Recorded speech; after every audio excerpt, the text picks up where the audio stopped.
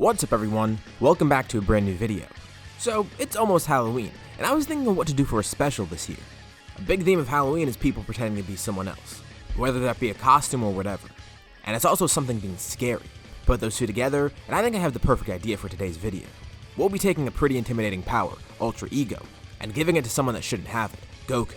So instead of getting Ultra Instinct for the first time, he undergoes a much more terrifying transformation. For this video, let's set a like goal of 3,500 likes. It lets me know that you like videos of this genre. Anyways, let's begin the story. So for this video, we only have one slight change beforehand. Something that could have realistically happened given what we saw in the manga already. In the manga, Goku already did try to copy the Hakai, so he definitely was pretty inspired to learn it at least somewhat. So let's say in this scenario, he's actually pretty motivated to learn this technique, or at least something like it. And while he does have his normal training with Whis, he actually consults Beerus on this, and Beerus is surprised. He thought destruction wasn't for Goku, and Goku confirms it. He's not just gonna go destroy things randomly. He just thinks it's better to have more techniques in his arsenal. Who knows, maybe they'll need something that strong in the future. And maybe there's a new kind of power to be accessed from it. And this puts the events of the story into motion. Instead of just training with Whis, now he's gonna be training a bit with Beerus, or at least watching Beerus do his daily routine. And at first it seems like nothing's really changed. Sure, his training regimen's different, but nothing else really about him changes. It actually kind of bums him out. All this training with Whis and Beerus now, and he doesn't really have much to show for it. He has gotten stronger and has learned how to use the Hakai properly. But whatever Whis is trying to teach him hasn't worked yet, and Beerus is trying to lead him into the direction of something too, but Goku needs to get into the proper mindset first for it. Luckily, there might be a great opportunity up ahead for him. The Tournament of Power is about to begin. Nothing changes about what happens beforehand. The exact same people are recruited for the team, and it pretty much goes standard. But even though things are going pretty similar to how they normally do right now, this is the arc where we start to see a lot of change. Let's fast forward a bit. Going to the first fight between Jiren and Goku. Goku's already on the ropes pretty quickly. He didn't expect Jiren to be this powerful. He knew he was strong, but not like this. And he only has one more choice left. He needs to bring out a stronger technique. He could use a Hakai, destroy the entire ring. But that might be a little bit too risky, and a little bit too anticlimactic for him. And it's not like he could use this directly on Jiren either. But he still has one strong technique that he could rely on. The Spirit Bomb. If he breaks this out right now, gathering power from his teammates, it might be enough to push Jiren back and actually defeat him. So he does so. But it's not working. Even with all the power he's putting into it, and all the power he's using to push it back, Jiren effortlessly destroys it, also causing Goku to fall in. But this Spirit Bomb, it acts as a catalyst for Goku. Not only is he in the proper mindset right now for this form, but all the power of the Spirit Bomb, Goku just trying to survive is enough of a catalyst for this. He's going to access a new power out of necessity. In the aftermath of the Spirit Bomb, no one knows where Goku is. From the crater left behind by the Spirit Bomb, dark purplish flames erupt from it. Everyone feels a terrifying presence, not knowing what's going on. But some people recognize the presence. It's familiar to a god of destruction. The gods all look on confused. Except for Beerus, he's pretty elated. Being able to recognize this the best, Toppo realizes that this might be bad. He goes over to look for himself. And he sees exactly what he expected. Goku steps out of the crater. The flames around him dissipate. He looks much different than before. His eyes have changed color. He's lost his eyebrows. And his hair is sticking up as if he were in Super Saiyan or Super Saiyan 2. But it's black with a purplish tint to it.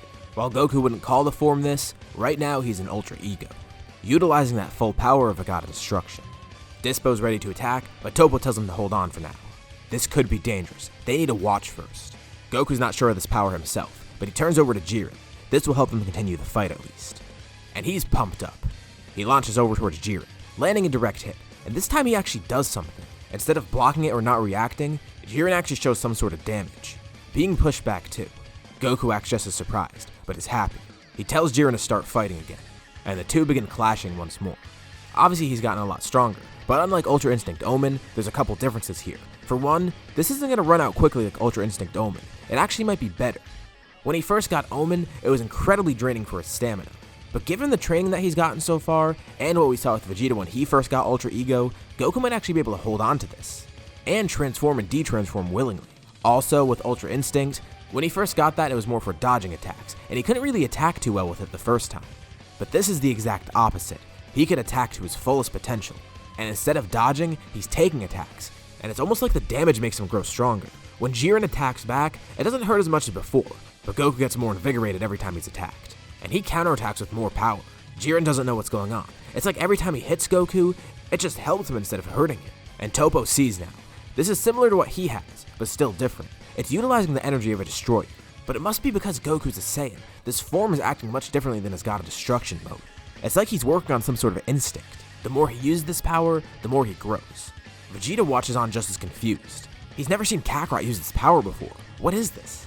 And more importantly, could he get it for himself? As Goku and Jiren keep fighting, the fight gets faster and faster. Just from their clashes alone, pieces of the ring get destroyed, and Goku decides to use one final attack. Maybe this will be enough to finish it off. He jumps onto the center of the ring, launching himself off of it with a punch, just like he did in Ultra Instinct. But unlike Ultra Instinct, as he launches towards Jiren, he's getting more and more powerful. The power isn't fleeting, it's actually growing. He lands a direct hit on Jiren's face, actually drawing some blood too. Jiren wipes the blood from his mouth.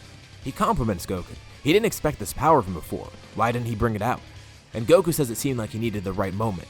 He needed something to push him to this level, and he thanks Jiren. Because of Jiren, he was able to access this power. Although it's not like Goku's in perfect condition. Of course, he just took a bunch of attacks from Jiren, and he almost got killed by a spirit bomb too. He keeps trying to fight Jiren, but Jiren decides to show off a bit more power. And it's actually too much for Goku. At a certain point, his body can't keep up. The injuries are just too much. Jiren tosses him out of the ring, but someone catches him last minute. It's Frieza, who's also kind enough to lend some energy to Goku. But Goku needs to recharge for a bit. Vegeta eventually catches up with him, trying to figure out what's going on, and Goku explains some more. He's been training with Beerus a lot. He wanted to learn the Hakai, but he also learned this along the way. He just needed the right time to access it. Wait, he could use the Hakai? Why doesn't he use it right now? He could use it to destroy parts of the ring, but Goku says he's concerned. It might not work as he intends. If anything, it'll just shrink the ring, and if he doesn't use it on the right target, they might be able to jump back in. Like if he tries to use it on Jiren, who knows, maybe he'll find a way back into the ring, putting Goku at a disadvantage. And he also has to be really careful. Hitting someone directly means he'd be killing them, and he'd get disqualified. Well, assuming they can't survive it. But in the middle of their conversation, someone steps up. If he wants to fight someone that can survive those attacks, he's got that person. It's Toppo. He didn't know Goku was training for the same power, and he's surprised Goku didn't show it off before when they fought. But if he truly wants to test his limits, Toppo says it's time for them to fight. Vegeta's ready to jump in too, but Goku stands up. He says this is between him and Toppo. Vegeta scoffs but acknowledges this, going back to other fights. Thankfully, Goku can tap into Ultra Ego at will. He has healed up a bit, but is still somewhat injured. He still transforms nonetheless, and Toppo transforms in response too. Just as he noted before, whatever Goku's using is way different from what he has, even if it does seem a little bit similar. But it's only fitting for two destroyers to fight together, and Goku says he's not a destroyer. He just wanted to learn some new techniques. But he tells Goku that's what this power is. He's working against his morals for using it. But Goku says that he's wrong. Even though this power might be that of a destroyer, that's not what Goku is. Destruction doesn't need to be used in a malicious sense. He told Beerus the same thing. He's not going around destroying things just because he feels like it. He just wanted to get stronger, and it lets him have a good fight too. The two of them clash, and even though Toppo's a lot stronger when he transforms, it seems like Goku's even stronger than him. The two continue clashing, and Toppo thinks of one way to stop him. If he truly wants to test out his limits, he tells Goku to not hold anything back. Use those powers of destruction, but Goku's still concerned. He's not worried about Toppo, but what about everyone else in the ring, and the entire ring itself? But it seems like he has no choice. Toppo's already charging up an attack. The ones he's been using so far have already destroyed little parts of the ring, but this one is much bigger.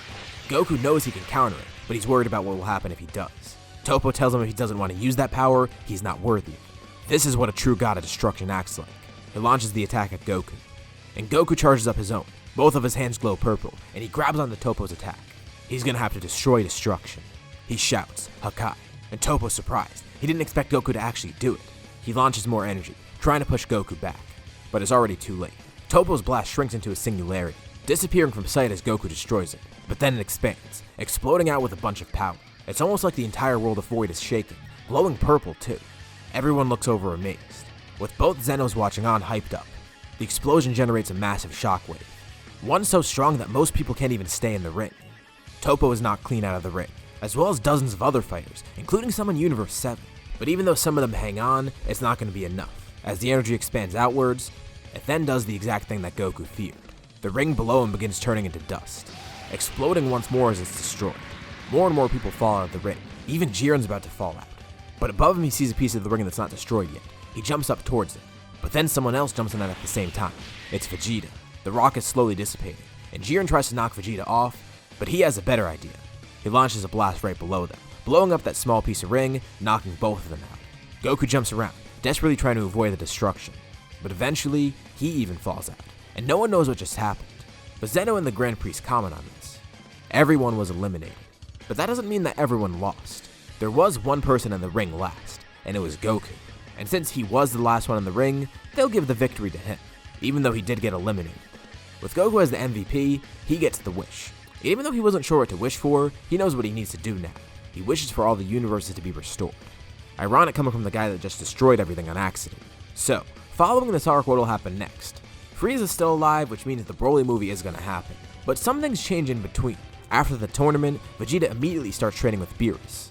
He needs to learn whatever this power is. This seems more fitting for him, if anything. Besides the fact that he wants to grow stronger, he also feels like it's meant for him. And once we get to the events of the Broly movie, this will have some effects. Luckily for Vegeta, he's the one to actually fight Broly first. And a lot of the fight goes pretty much just as it did normally. When Vegeta's in Super Saiyan God, he's about to launch one final attack. Goku tells him to stop. That'll kill Broly. But then Vegeta notices something weird. Broly's getting stronger. He's transforming or something. And you know what? Vegeta wants this fight to go a bit longer, so he gets rid of his blast. Broly powers up, launching towards him. He's bulked up, he has a greenish aura, and his eyes are yellow. Broly is in his wrathful form, and as he fights, he's growing even stronger than he was before. And this actually makes Vegeta chuckle a bit. Broly's gone completely berserk, and is growing at an exponential rate. Goku tells Vegeta to stop screwing around, or else he's gonna have to jump in. But Vegeta tells him to stop worrying. He's been waiting for a moment like this. The green flames of Broly's aura clash with purple flames, and Goku's confused. He recognizes that aura, and he chuckles. So, Vegeta finally did access it after all. Broly throws a punch, and it's grabbed by Vegeta. He throws another one, and it's grabbed by his other hand. Broly's then terrified as Vegeta's encapsulated by purple flames. And through the flames, Vegeta's face peeks through. He stares right at Broly. But now Goku's getting kinda concerned. Wait, won't that be a little bit too much? That might be overkill. He doesn't want Vegeta to kill Broly. But that's not what Vegeta's doing. He just wants a good fight. He extends it out a bit too, even letting Broly attack him a bit. He needs to see for himself. He needs to see what this is like, this invigorating feeling that Kakarot had before. And Vegeta's loving every minute of it. And the best part is too, Broly's not catching up to him. Even though Broly is growing stronger, Vegeta is as well. But Vegeta eventually does realize that he needs to end this. Even though he's had his fun, he's not just going to end it by killing Broly. With a single powerful attack, he's able to knock Broly unconscious. But that wasn't the only threat on Earth. One more person tries to attack him. Frieza immediately jumps into his golden form, angrily launching at Vegeta in one last attempt to kill him. He's completely blinded by his rage. And this just entertains Vegeta, and he thanks Frieza. He's always wanted to use this technique on someone, and now he finally has an excuse. He grabs onto Frieza midair. Both of his hands glow purple.